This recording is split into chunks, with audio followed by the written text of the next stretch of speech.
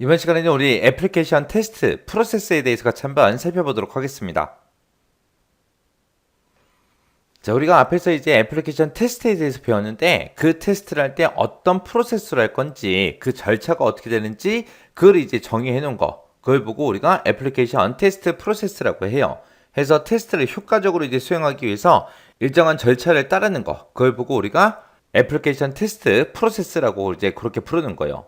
해서 개발된 소프트웨어가 사용자의 요구대로 만들어졌는지, 결함은 있는지 없는지 그런 것들을 테스트하는 그 절차를 보고 우리는 애플리케이션 테스트 프로세스라고 하더라. 자, 그러면 그 절차가 어떻게 되는지, 프로세스가 어떻게 되는지 살펴보자고요.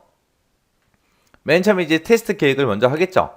프로젝트 우리 계획서가 됐든 요구 명시서가 됐든 이런 것들을 기반으로 해서 테스트를 왜 하는지 그 목표를 정확하게 정의하고요. 그리고 테스트는 어디서부터 어떻게 할 건지 그 대상이 됐든 범위가 됐든 그런 것들을 결정하는 거. 그게 이제 테스트 계획이요. 테스트 계획이 끝나고 나면 이제 테스트 분석하고 이제 디자인해 주면 됩니다. 그래서 테스트의 목적과 원칙을 이제 검토를 해요. 검토를 하고 사용자의 요구사항 같은 것들을 싹 다 이제 분석을 합니다. 그러면서 이제 테스트 케이스 작성해주고요. 그리고 시나리오 작성해주면 돼요. 테스트 케이스라는 걸 이제 작성한다 그랬는데 여기서 이제 테스트 케이스라는 건 뭘 얘기하냐면은 예를 들어서 성적을 평가하는 그런 시스템이 있다고 생각해 보세요. 그랬을 때 이제 학생들 점수에 따라서 A다, B다, C다, D다 해서 그렇게 이제 나타나게 할 거예요. 그때 거기서 만약에 91점을 입력하게 되면 A가 나오겠지? 그리고 85점을 입력하게 되면 B가 나오겠네. 그 다음에 뭐 75점이 입력되면 얘는 C가 나올 거야. 그 다음에 뭐 50점을 입력하게 되면 D가 나올 거야. 그런 식으로 이제 우리가 입력값이랑 결과를 예측할 수 있겠죠. 이런 것들을 이제 만들어 놓은 걸 보고 우리가 테스트 케이스라고 그렇게 불러요. 이런 것들을 작성하고 검토를 해요. 그 다음에 이제 뭐래요? 테스트 시나리오라는 걸 이제 작성합니다. 이 테스트 시나리오라는 거는 앞에서 만들어 놓은 이런 테스트 케이스를 일정한 순서로 묶어놓은 걸 보고 우리가 테스트 시나리오라고 합니다. 이런 것들을 그냥 내가 묶고 싶은 대로 아무렇게나 막 묶는 게 아니라 특정 기준에 따라서 이제 묶어놓는 거고, 이때 이제 모듈과 모듈 간에 이제 상호작용에 문제가 있냐 없냐 그런 것도 이제 확인할 수 있도록 그렇게 이제 묶어줘야 돼요.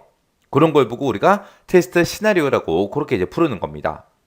그렇게 해서 이제 케이스 작성하고 그리고 시나리오까지 작성하는 거. 그 다음에 이제 다 작성할 거 다 작성했으니까 우리가 테스트 수행해주면 돼요. 그래서 테스트 환경을 먼저 구축하고요. 그리고 나서 이제 테스트를 수행해주면 되겠죠. 그렇게 해서 이제 테스트가 전부 다 수행이 끝나고 나면 테스트된 그 결과가 나오겠죠. 그 결과를 이제 평가하고 우리가 리포팅을 해주면 됩니다. 그래서 테스트 결과를 비교하고 분석해서 테스트 결과서를 이제 작성을 해줘요.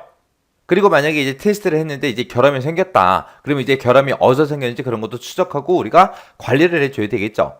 그래서 테스트를 한 후에 결함 발생 위치가 됐든 종류가 됐든 그런 결함 같은 것들을 추적하고 관리하는 거. 여기까지가 이제 테스트 프로세스요. 그럼 결함이 생겼으면 결함 이거를 이제 수정을 해야 되겠죠. 그럼 이제 결함은 어떻게 관리하는지 그 결함 관리 프로세스 좀 살펴보자고요. 테스트 프로세스를 이제 거치고 나면 이제 오류 같은 것들이, 결함 같은 것들이 이제 발견이 되겠죠. 그때 이제 맨 처음에 이제 에러가 발견이 돼요. 에러가 발견이 되면 테스트 전문가가 있고 그리고 프로젝트 팀이 있겠죠. 이 사람들끼리 이제 모여서 이제 논의를 해요. 그리고 이제 발견된 에러 같은 것들을 결함 관리 대상이라는 곳에 등록을 시킵니다. 그렇게 해서 이제 에러를 등록을 시키고 그 다음에 그 에러에 대해서 이제 분석을 해야죠. 그래서 등록된 에러가 진짜 실제 결함인지 아닌지 그걸 이제 분석을 해요. 그렇게 이제 분석을 해서 만약에 등록된 에러가 실제 결함이면 결함 확정 상태로 그렇게 이제 상태를 설정을 해줘요. 이거는 결함이다. 그렇게 이제 완전히 이제 확정 짓는 거예요. 그러면 이제 결함이라는 게 이제 확정이 됐으니까 그 결함을 이제 수정을 해야 되겠죠. 그래서 그 해당 결함을 해결할 그 담당자한테 결함을 이제 할당해줘요. 네가 이거 해결해. 네가 이거 해결해. 그리고 담당자한테 이제 할당을 해줍니다. 그래서 이 결함은 이제 할당이 됐다. 담당자한테 이제 할당이 됐다라고 해서 결함 할당 상태로 그렇게 이제 설정을 해주면 돼요. 그게 이제 결함 할당하는 거고, 할당을 하고 나면 그 해결할 그 담당자가 이제 전부 다 그 결함을 해결하겠죠. 그래서 결함을 이제 수정하고 수정이 완료가 되면 결함 조치 상태로 이제 상태를 설정해 주면 돼요. 그게 이제 결함 조치. 그렇게 해서 이제 결함이 전부 다 조치가 됐으면 수정이 완료된 그 결함이 있겠죠. 그것들에 대해서 이제 확인 테스트를 한 번 더 수행을 합니다. 확인 테스트를 수행해서 만약에 이상이 없다. 그럼 이제 결함 조치 완료 상태로 이제 우리가 설정을 해주면 돼요. 그게 이제 결함 조치 검토 및 승인이요. 그래서 결함이 생기면 어떻게 한다? 결함 관리 대장이라는 곳에 등록을 하더라.